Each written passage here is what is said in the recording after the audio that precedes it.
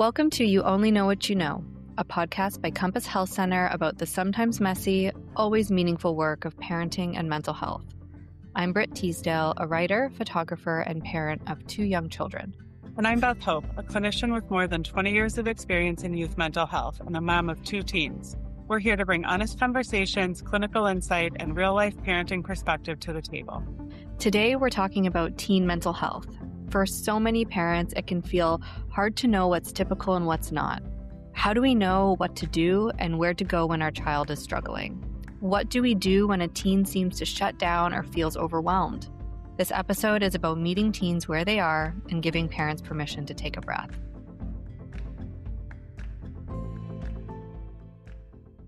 Hi, Beth. This is our first podcast episode, and I'm really excited. I can't believe today's the day that we're recording it. I was up for most of last night with my 1-year-old, which I feel like is quite fitting for the first day. So here we are, and it's going to be great. We know that today's teens are growing up in a different world than their parents did. And while the headlines talk about the current youth mental health crisis, what does that actually mean? What are teens struggling with, and how can we show up for them?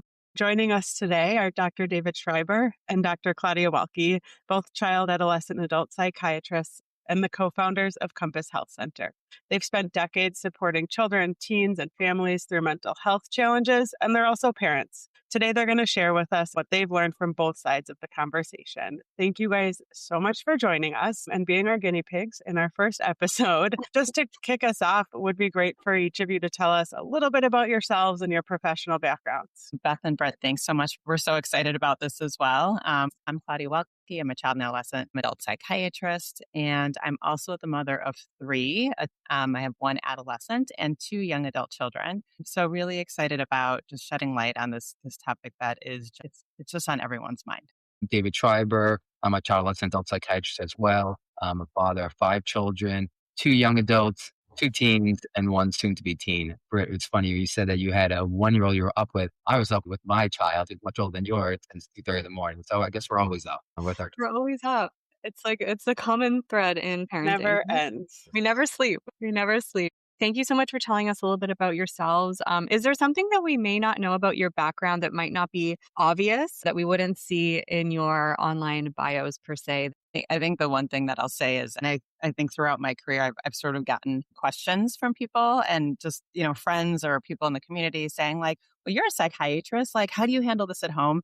And the one thing that I always say is, okay, I am professionally a psychiatrist, but when it comes to what's happening at home, it all goes out the window. I am just a parent with my kids. We may have this sort of professional side of ourselves, but when you're dealing with your kids at home, it's a whole different story. We have 2 therapists in my family, and I can help other people, but not myself. If my kids want to give me a zinger, they tell me I'm the worst psychiatrist. I'll say that with my daughter, it's, you are a psychiatrist. Why aren't you doing a better job? Okay, this makes me feel a lot better as someone who's not a clinician or a doctor or anything. And just knowing that we all are dealing with the same things. So it makes me feel a lot better. Some of our goals for today are to talk a little bit about what you guys are seeing out there for kids and teens and young adults in terms of mental health. And then also later on to talk about some suggestions you have, any advice you have based on what you're seeing and being asked. Tell us a little bit more about what you guys are seeing teens, young adults struggling with, whether it's emotionally, socially, developmentally. I'm sure there's a lot. What I'd say is teens are talking about how they are just struggling with being overwhelmed in every way. It's not just one aspect of their life. It feels like they're saying, my whole life is overwhelming. So it's academically, it's socially, maybe it's sports. And they feel like they're never kind of off, like they never have a time to relax. You think about the way we grew up and we had endpoints to our socialization. And, given the world that we live in now, when we think about social media, when we think about cell phone usage, they're on all the time. So they might be at home in their room. And that, used to be a time where we would decompress. They don't have that anymore.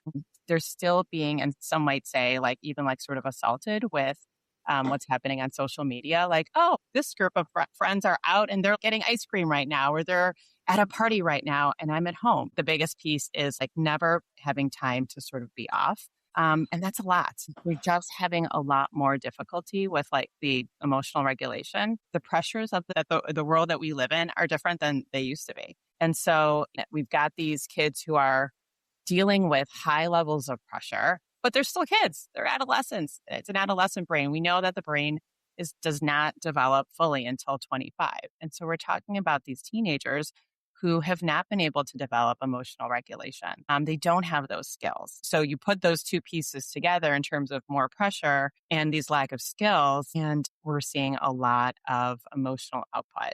There's so many ways that comes out. That might be irritability. It might be acting out. It might be school avoidance. Perfectionism is another thing that we see. It comes out in different ways.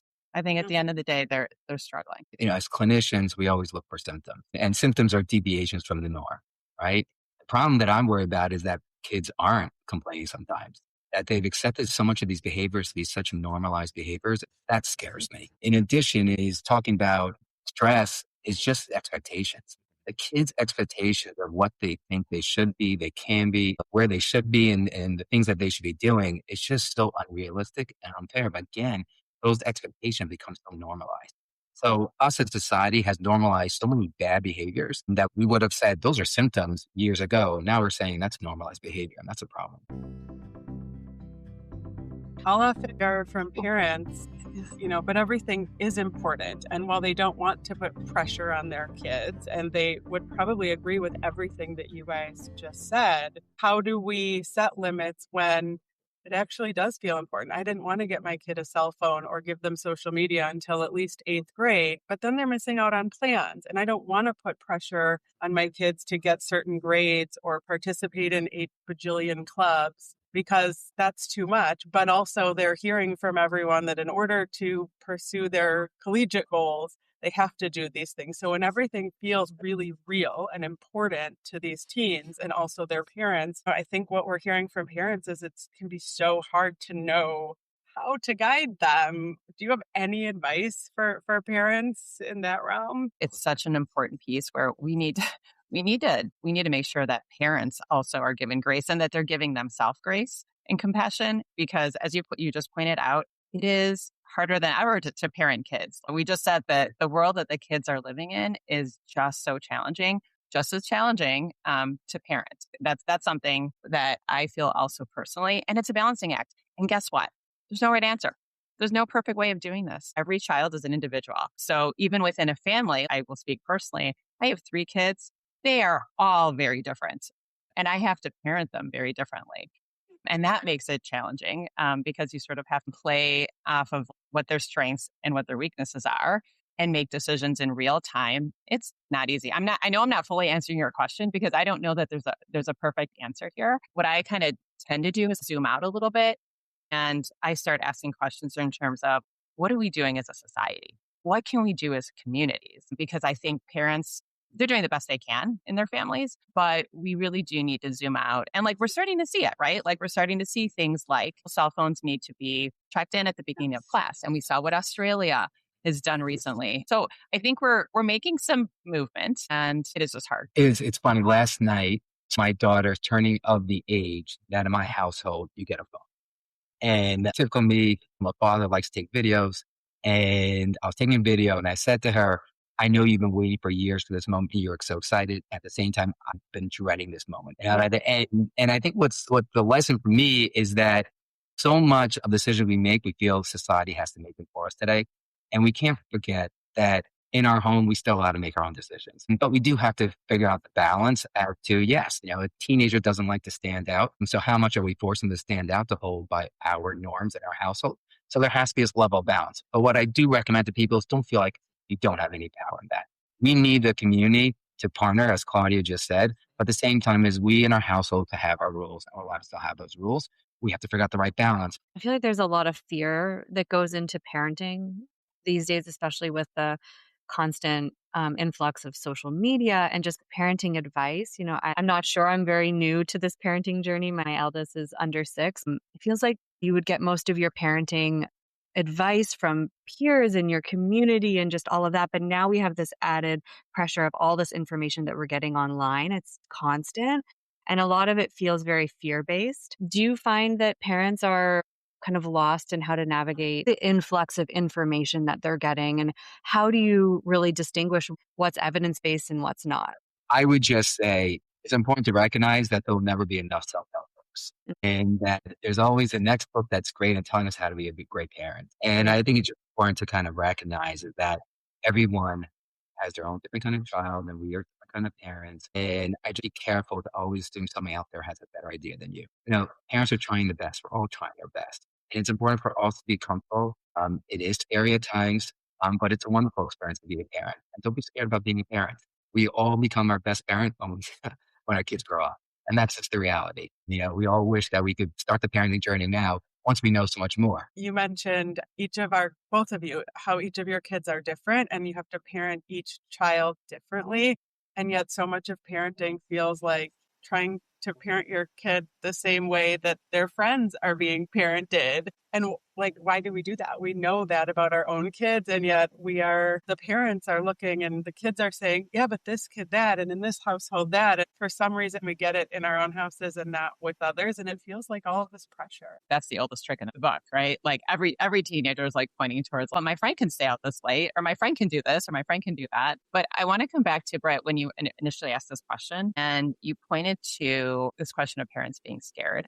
I really think that is a really important point because I think after working with families for so long, one of the things that I feel like I've seen change over the years is, and I sort of come to like this notion that parents are parenting at times in fear, what they're scared of ultimately. And the reason we're having this conversation is that we know that there's a youth mental health crisis. We know that the rates of depression and anxiety are skyrocketing over the last 20 years. We know that the rate of suicide has increased exponentially. I think the stats are like 50 to 60% over the last 20 years. So given that we live in the world that we do, where we are so connected to information, parents know so much about everybody else's kids that are struggling. And so what I think I've heard and I've picked up in conversations, and honestly, I've had it in the back of my mind at times too. We're a world that can, feel very anxiety provoking. We always have in the back of our mind, gosh, like if I don't make the right decision, if I don't let my kid do X, Y, or Z, what if something really bad happens? More and more, I do think that parents are making decisions out of fear that bad thing will happen. And in the worst case, we're talking about suicide. In lesser cases, will I be pushing my kid into depression or anxiety, or a kid who I'm starting to see pieces or symptoms of depression and anxiety, and I'm going to push them over the edge? There's that added layer when your child is struggling, right? So there's parenting when your child seems to be functioning okay. And then there's parenting when your child's struggling. And that's a whole new level of complexity and emotion and, parenting based in fear or fact. I think it's so important. The key here is the fact that we are talking about emotions in society today or in the social media world. Everything's about eliciting emotion. Fear is a very common one. Pick a side based on an emotion, based on fear. It's important to recognize our best decisions aren't made when we are most emotional, right? You want to stay as even and calm, right? I mean, don't make major decisions when you have major events in life, when you're most emotional. That's important to recognize when parenting too. When we are most emotional, we are not acting our best. So on a very basic level, though, when we as parents are making decisions, we don't always know what decision to make. And you mentioned self-help books and you mentioned emotion as two factors, but how do I know? How should people know when, Britt mentioned when people are struggling, when our children are struggling? How do I know my kid might need to talk to someone? And who is it that they should talk to? Is it a school counselor? Is it a therapist? Is it their pediatrician? Is it a family friend? If you don't know, what do you do? And the answer is yes to all of those, right? As potentials. How do you know? I think what I always point to is there a change? Is there a significant change from their baseline? So are they pulling away from friends? Are they not engaging in that sport that they used to love? Are they shutting down in terms of conversations? But I think that the significant thing is the change piece. And the change has to persist, right? So like teenagers are emotional and they'll have bad days and they'll have good days. But is it a change that's persisting? And then is it a change that's really interfering with their functioning? Are they not going to school? Are they not doing these things that they love? And then the other thing I point to is sort of the biological things, like how are they doing when it comes to sleeping? How are they doing when it comes to eating? How's their energy level? Like, are you seeing changes there as well? So I think that if you're seeing like these changes happening, I think that's that's what might point you to like, you know what, maybe we need to get some outside help. At the end of the day, I always also tell parents, like, trust your gut. Like, you know your kid better than anybody. You know, your gut will tell you if something's off. You know, you mentioned, could it be a pediatrician, someone at school, a trusted friend? Yes to all those things, or a therapist. You just have to start somewhere and start the conversation. And Claudia's 100% right. And so many times I get a lot of people calling me about their child who I've never met and ask about, my opinion. And they're always, I guess, a little bit surprised. I say, well, what do you think? And because you do know your child best. And sometimes people just have to be reminded the self-help books or the other things you might read on social media is talking about maybe a child, but it may not be your child, but you know your child. And sometimes you just need to reiterate to people and bring them back to confidence. Like, you know your child. Is this a deviation? Is this something concern? Because you're talking to me. So obviously there's a reason why you're talking to me. So something is different.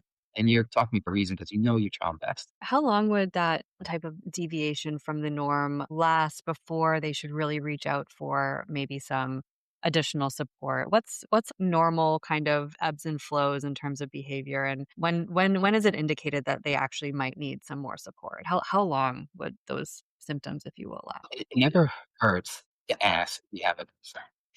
I always feel that if a concern comes to mind, then that means there's some deviation and there's something maybe you want to address. The question is, how drastic do you address it? Yeah. That could be just a school counselor. That could be a pediatrician. There are a lot of resources in the community that are not very drastic, where you could get some comfort as to, hey, what are your thoughts given your expertise? So it really depends on how severe we are talking about. Because obviously we're talking about more severe, than there are other kind of routes that I would recommend to go.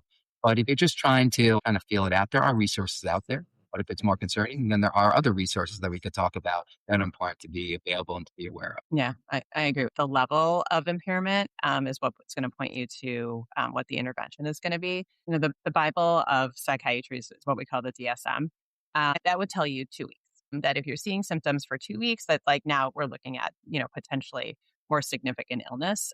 I don't know that's far from a fast rule. You know, you might see your kid struggling for a week and say, like, you know what, like I'm going to have them talk to, Aunt Jeannie, who they've got like a nice relationship with. And that's an intervention. Like, I think sometimes in our mind, we sort of turn it into like, oh my gosh, do they need to go to the hospital? You know, we can start with small interventions that can really make a difference, or at least give us a little bit more of a window in terms of what might be going on. To me, it really is. And this is something that I think as a society, as a world, we're starting to get better with, but we have a long way to go. Let's not just sit back. And it's kind of like what David was pointing to earlier when he was talking about, this question in terms of we've normalized, like, teens not feeling well. Let's not sit back. We are noticing these changes, or we're noticing a kid who might be saying, I'm not feeling well. Like, let's not sit back. Let's do something. Any small intervention makes a difference. Let's get a little bit more preventative as opposed to waiting for things to feel like they're in a crisis. That takes me back to what you were saying earlier, the whole discussion about fear-based parenting, because I think on one end of that is I'm so afraid that, about some small thing, or I'm not sure what to do, that I'm going to take my kid to the ER, and parents are afraid and, over catastrophizing certain things. And that's where some of that comparison piece comes in. Or I've heard from parents, I'm afraid that if I intervene at all, I'm going to make this into a thing. And what if it's not a thing? And so let's just wait and see. And what I'm hearing you say is have a conversation with someone you trust, have a conversation with one of the many people in your life, connect them with your kid. Could be anyone. There is no right or wrong, but it's so important to do that. And the only way to do that, I think, is to have connection. And a lot of times with teens, they disconnect. And to your point earlier, that's typical for teens. So it can be really hard for parents to build a connection, to say, how are you? To point out, hey, I'm noticing this, that, or the other, and not maybe have a door slammed or oh, leave me alone. Why are you asking me that again? Never heard that in my house. I know it's a hard thing to do, but any tips you offer other parents you're working with or talking to about how to build some of that connection or balance connection and control with a teen who just, I don't know if something's wrong and it's because I'm getting no information, change or no change, typical or atypical, like they're not talking to me right now. I think one thing I'll say, I've thought a lot about with my kids, and I was about to say, like, not from personal experience, but yes, from personal experience. So one of the things that I think kids crave from their parents is just like less intense like moments. And I will say, like, my kids have said to me sometimes, like, does everything have to be like a big conversation? Like, does everything have to be like a thing? And so I have learned that sometimes, like, I get my best sort of like information or like openness from my kids when I'm not trying. And I think and that's the piece, like, as we think about like sort of like who we are, like therapeutically, like we sort of like carry like that is, part of our personalities in terms of like, "Wait, but so are you okay?" Like, we're asking like these big questions. But I think I have found that I probably get the sort of the most out of my kids when we're driving somewhere on our way to Starbucks. Like, so low pressure. It is much harder in the middle of the week when they're feeling pressure, I'm feeling pressure, to have those moments. But times when we're a little bit more relaxed, whether it be on weekends or whether it be on vacation, doing things that maybe we're both enjoying. Like, I think everyone's guard comes down and we're able to sort of really kind of come together in terms of points of connection. So that's what I've sort of come to. And I have to tell you, it's really hard because sometimes as we think about we're going through our day and all the things that we need to sort of be juggling. Sometimes like in my mind, it's like, okay, like I do need to check in on like this one thing. And that one thing might be like an academic grade or like, how did that test go? And they really appreciate that much less than these quiet moments where things can just happen naturally. I appreciate you bringing up the concept of connectivity because I think this is where technology has stolen our ability to have more opportunities to connect with our children. I just had the other day where we don't sit at dinner like we used to, right? And kids don't have the attention span to watch a movie. If your sound bites are a minute and a half, that's not a lot of time for connectivity or meaningful connectivity. So from Claudia's point beforehand about preventive medicine is creating the natural connectivities in your life before it becomes hard to make those connections. So establish those routines. If you, in a miracle, could create dinners, frequent dinners in the given week together with no phones on the table, amazing. It might be a miracle, but amazing if you could do that kind of stuff. You could have, we watched a movie in my house a few Saturday nights ago, a great movie. Only 3 of my 5 kids were able to have attention span to sit there and watch it. But at least with those 3 kids, it was amazing 2.5 hours where we really kind of talked about the movie and we shared different kind of emotions from the movie. But it's just so important that we create those opportunities. Like Claudia said about car rides, I think it's so sad when kids don't appreciate today the power of looking out the window. Everyone has to get on their iPad, has to get on their cell phone. But there's so much that happens, so much richness in our lives happen out looking out that window.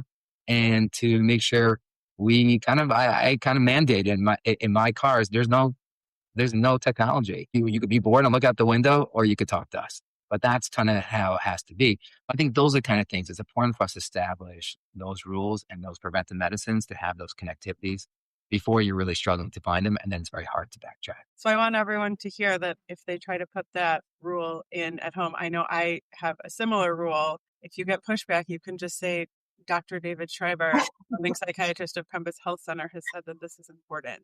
Well, it starts, I mean, I'm thinking, my kids are a lot younger, but even with my 5-year-old, it's like back to what Claudia was saying, he started kindergarten this year. And when I pick him up from school, the first thing I want to do is be like, how was your day? How was this? How was that? Like, I'm so excited to see him and gather this information about what happened. But it was completely overwhelming him, right? And that's not what you should do. So I've learned, let's spend the first 20 minutes just not saying anything, just quiet. And then start to, maybe if he's ready, start asking those gentle questions. And it sounds like that's applicable for teens too. So it starts young, I guess.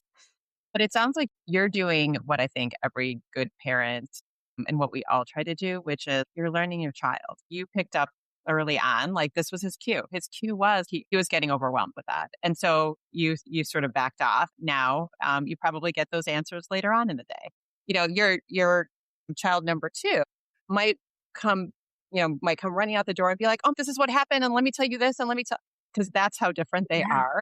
And then you'll learn that with that child, you do need to be like, okay, like give me more information, because if you don't, they're going to be like, and you don't care about me? Like, I can't believe you're not asking, right? So you're learning, like, I feel like it's this dance that we play with our kids in terms of really being able to like meet them where they're at, because they're these little human beings, and they're developing their personalities, and really meeting them where they're at. Yeah, and although you're coming into it with more knowledge each time you have a child, if you're having more than one, like you said, you're pretty much starting from scratch, which I had no idea that was the case. I wish I had known that beforehand, but you only know what you know. Well, it's a little bit of like what's the adage, don't do unto others what you don't want done to yourself. You would want people to be asking you how much you accomplished at your work, that day. Your kids don't want to be asked how much did they accomplish and did they finish their work at school. And what you just said, Britt, I thought was also very interesting. I love that. What is it? The Geico commercial, one that has "Don't be like your parents." Yeah. But it's important to recognize that we don't start from scratch. We start from how we were brought up, and all the baggage, good or bad, in our parenting style.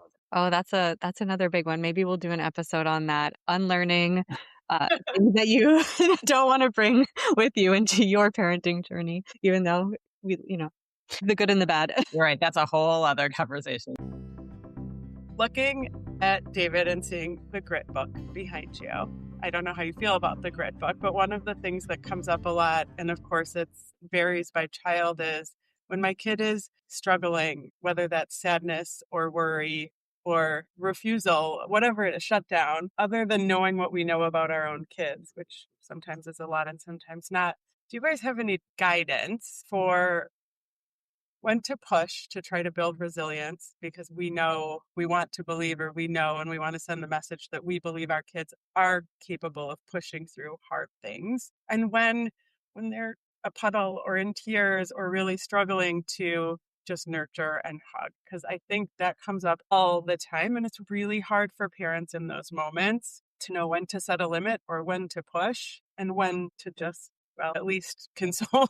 When it comes to pushing versus pulling back, that this is a place where I really do speak of it as like a dance, because we do live in a world where I think we're all worried about kids struggling too much. And there is this question in terms of like, are kids just not as gritty as they used to be? Are they not building resilience? And part of our job as parents is to help them build some of that resilience and like not save them. Like there's like this notion of helicopter parenting that people talk about. They're to like come to like their kid's rescue. But if you come to your kid's rescue all the time, then they're not going to develop like the coping skills that they need to be able to deal with the day-to-day. At some point, like they grow old enough where you can't come to the rescue anymore, and the world is going to like act on them because the world does. So I do see it.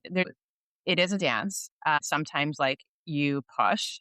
To example earlier in terms of like she learned her child in terms of like, oh, like I pulled back. Our kids give us very real cues in terms of when they need a hug and when they need some rescuing and when they're okay. So there's really no easy answer to this question. It is just really being able to sort of like push a little bit, pull back, see how they react, make sure that they're okay. You're watching, right? Like you're watching, not helicoptering, but you're watching and you're keeping that safe distance. And there are times when you need to swoop in. And I think again, knowing your child and listening to their cues, I think that's sort of what guides you. Yeah, no, I think one of the greatest achievements we could be as parents is helping our children become independent adults who don't need us. And I think we all could agree on that. But when we really think about it, they don't need us. What does that mean? How does that make me feel? And I think that's one of the hardest part of parenting is the insight of knowing what my child needs versus what I need. And so much of our parenting gets confused because we confuse it with being my child needs this, but it's really what I need. And that's where I would encourage parents. It's very hard. I think about this all the time and I make this mistake all the time, but it's having the insights into why you're doing something. Is it really for your child or is it really for you? And when you recognize that and distinguish that, then you are able to probably make a better decision and differentiate, is this my resilience or their resilience? Such a good point. Yeah, that is such a good point. When you think about what does my child need, and I think we would be remiss sitting across from two psychiatrists with a lot of experience in outpatient and PHP and IOP and inpatient care, and a lot of people might not even know what those are. Well, how do people know if their kid might need medication? Because that's a big question and really scary. And or what level of care do they need? Is it a therapist? Is it a psychiatrist? Is it intensive outpatient? First of all, can you share a little bit about what the levels of care are, and then we can get back to the medication piece as well. There are standard levels of care. We're talking about America here. So we know in mental health, there basically is there's outpatient therapy, there's medication management, there is what we call PHP IOP, which is what we focus on. There's emergency room, there's inpatient, there's residential. Those are pretty much where probably 95% of people fall into when they need some kind of mental health intervention. But what's important to recognize is when you recognize that you need more intervention or any one of those things depends on deviations from norm and depends on what level of deviation you have from their normal behaviors. At the same time, how aggressive you want to be to catch up on those deviations. One of the things that are most important about children and teens in their lives is their social life, it's their family life, and it's their school life. And if you look at those three things, for the most part, you could identify how well somebody's functioning and coping in their life. And then the problem is how much of those deviations happening, and that could help dictate what you need to do. When people come to us and they say, "Hey, do we need Compass Health Center, the PHP IOP?" What I'm looking at is, hey, do you really need to kind of get ahead here? Because the snowball is getting so much faster than the intervention you have in place today or no intervention. And you want a wraparound approach. You want to throw it all against the wall. You want to look at therapy. You want to look at family therapy. You want to look at medication management. You want to look at the school, so on and on. And those are the kind of things that help. And I think sometimes parents get really worried about, and coming back to this is sort of riffing off of David's earlier point, they get worried about like, well, what does this mean about me as a parent that my child needs this? Whether it be medication, whether it be therapy, whether it be a hospital. Have I failed as a parent? There's a lot of guilt that goes into that. And I think we're all as parents doing the best that we can. And I think that has to be like a mantra that parents say to themselves, I'm doing the best I can. And there's a lot of kids who are struggling with this, which again, like brings us back a little bit about things that are happening in the world and society. So, really, wanting to make sure that you're making decisions in terms of if you're seeing something in your child, at whatever level, if you think like, you know what, I'm going to start at a lower level. Let's just see the pediatrician, see what they think, but just being open to it doesn't mean that you failed as a parent. And I think it's a really important point that I think sometimes people have a hard time getting past when saying, yes, my child needs help. I remember somebody once saying to me, a woman who just gave birth, like years later, and she said to me, I wish people told me how bad it feels after you give birth. Now, just like feeling really down. And you go into the pregnancy and then you deliver and you're supposed to feel ecstatic. And a lot of times people don't feel that way. Sometimes we mourn that our children didn't turn out the way we expected. And we feel guilty about that. And on some level, that's on us, right? I mean, maybe the expectations weren't realistic or society set the norms of what we should feel. But a lot of times parents do come to us and they're kind of mourning that their children didn't turn out the way they hoped. And that's part of the role that we see ourselves as getting parents to pivot and shift and recognize there's an incredible child here. And there's incredible opportunity to be a parent here.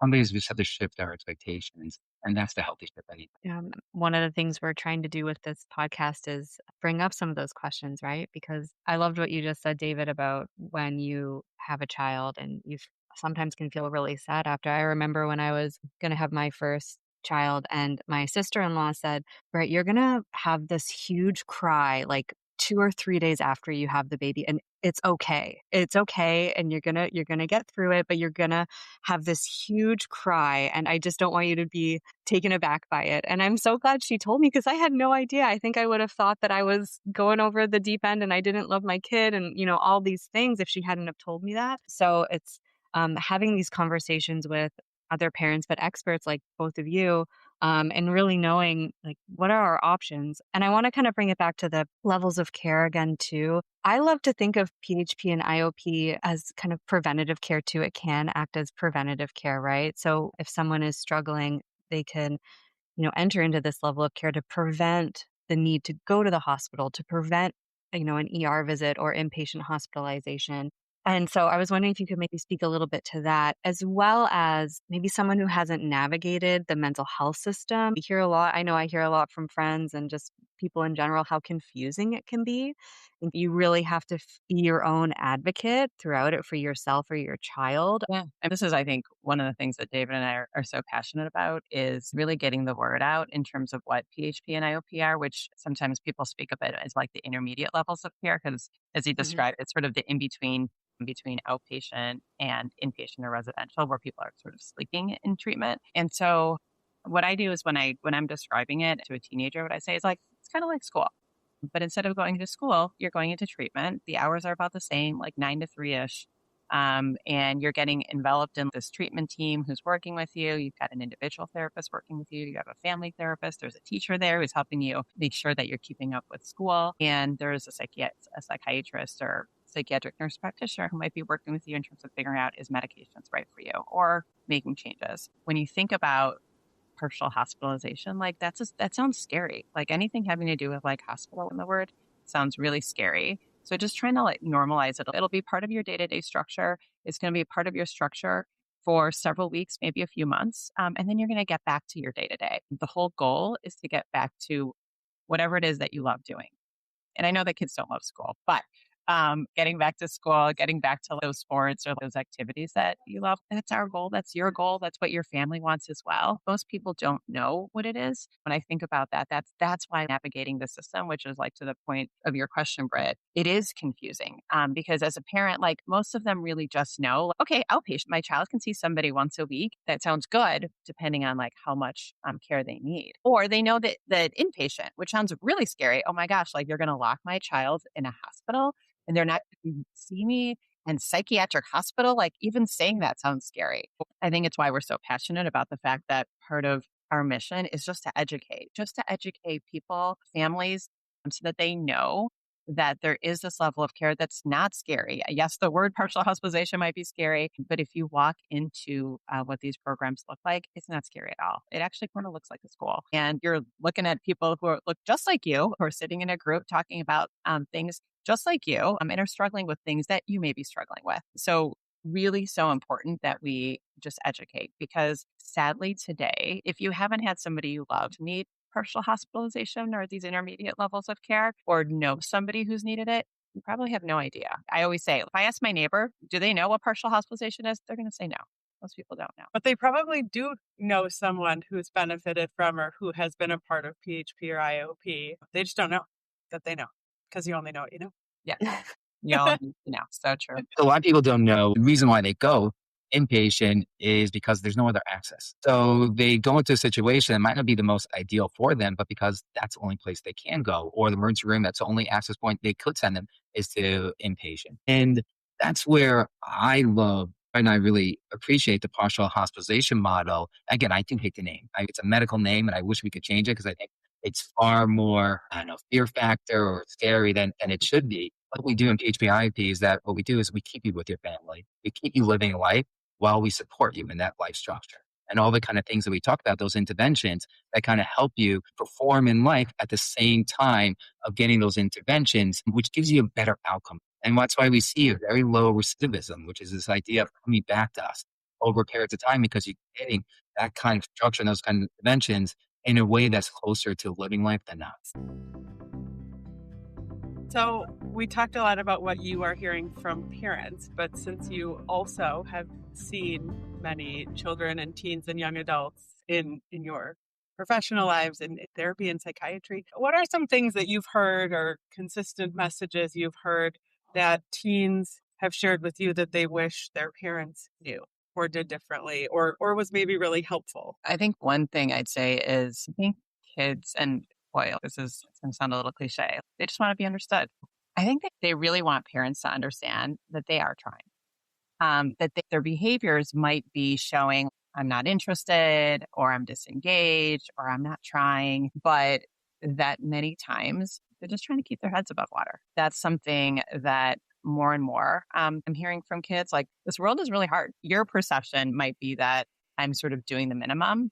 And my perception is I'm working really, really hard to keep my head above water. Please understand where I'm coming from. Like that. And I think, again, that's very cliche because it's very adolescent. Adolescents have always felt like they're not sort of understood by their parents. But I think more and more that's something that kids are really saying. We sometimes don't give our kids enough credit. They're pretty insightful. and they pretty much see what's going on. Sometimes I take a moment, I recognize like who's really being a child there and who's being an adult.